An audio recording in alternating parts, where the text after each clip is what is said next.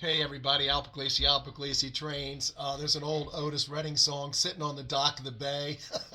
I'm not sitting on the dock of a bay, or I guess I am. I'm sitting in Bill Garvin. How you doing, Bill? Hey, hi, folks. And Bill's back there, and Hey. over at his house today doing some final touches of super detail in his model railroad. And behind me is Bill's ore dock scene that it's a beautiful scene. I really had nothing to do with the scene, but let's take a closer look at it because we're going to tweak it.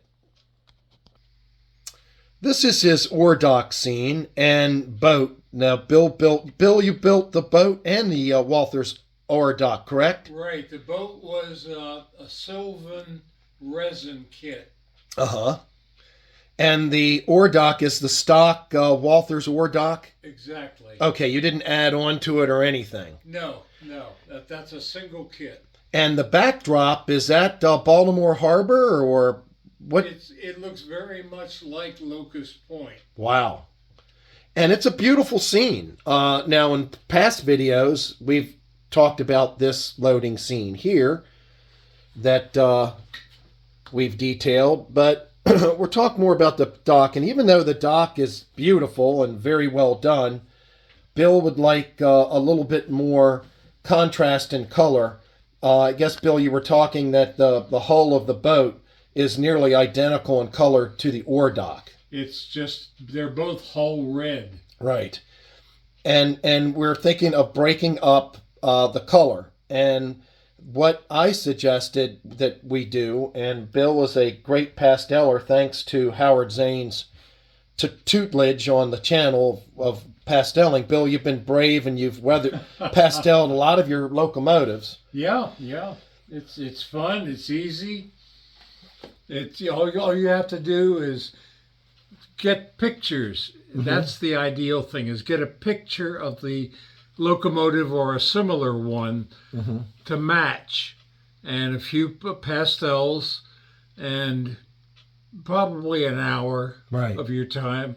Other than that, it's just go for it. Yep, and we're going to do exactly that, and we're going to do it together for taste purposes, and I'm going to take you on the journey of us doing that, and the boat is damn near right on the money, so we're not going to mess with the boat, but we're going to change the color of this ore dock, and we're going to add a lot more rust and some burnt umbers and browns, and we need a lot of coal dust, because Bill was saying even though it could be ore, it can also be coal.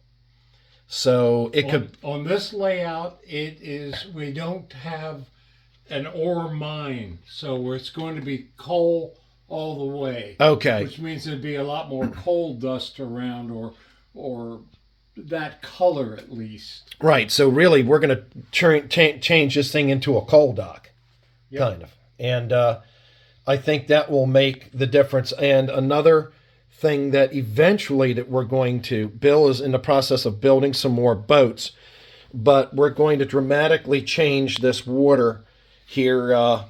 Now, I didn't do the water, but it needs improvement. So yes, we are going to beg Howard Zane. Howard doesn't know. Hey, Howard, how you doing? You don't know this yet, but we are going to beg Howard Zane to help us or to guide us of how we can go about fixing this and putting a lot of waves in the water, because the choppiness in the waves can hide a multitude of sins. Surprise, Howard. Yeah, surprise, Howard. So hopefully you will take pity on us and help us with your incredible ability, because Howard's rivers and water scenes are spectacular. Yeah.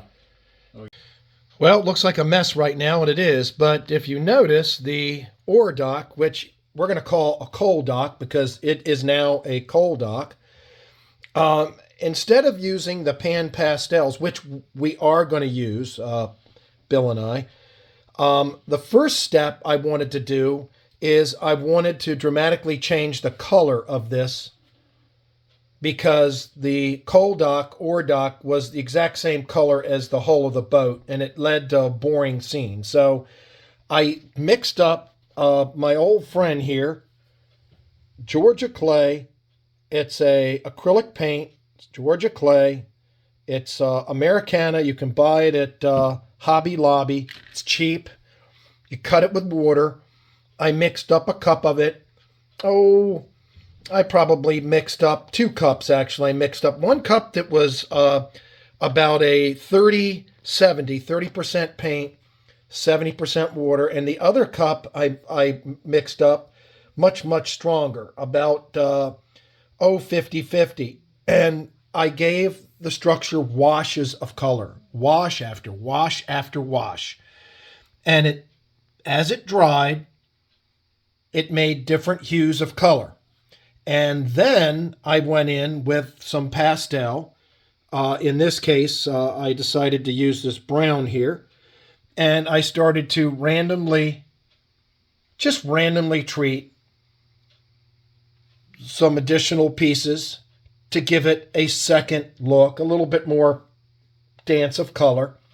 And then the next step is going to be the black weathering. And Bill and I will do that together. I'll do that with the client. We'll use the black pan pastel because, again, this is a coal dock, and it is going to be a lot of filth, a lot of soot, a lot of kick up. So that's going to be coming. Now, one of the things that Howard Zane has said 1,000 times, and we're going to also practice here, is we don't want to overdo it with the black.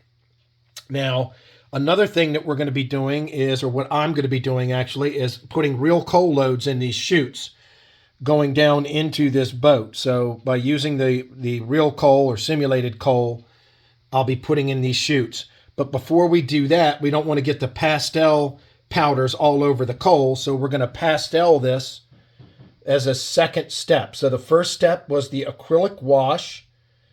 And the second step is going to be like I said, some alternative pastels like this brown that you see here, to add a secondary color or a third color, just to give it a little bit of dance of alternative color. And then we will go over it next time we fire up the video with the black pan pastel.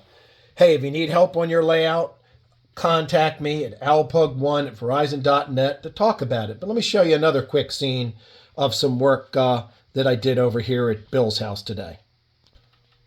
Well, last week I added about another 150 super trees to break up the scenery through here and give it much more color and much more depth. So we've stuffed about another 150 super trees in here. And yes, we will be dulling down the bright green trees, and we will be dulling down some of these Woodland Scenics bright red and bright yellow trees with some dull down flocking. But this is a section of the layout that I don't think I filmed last time, and I just wanted you to see it. Now today I was working on this scene earlier. This was a scene that I did, but this hill needed to be flocked further.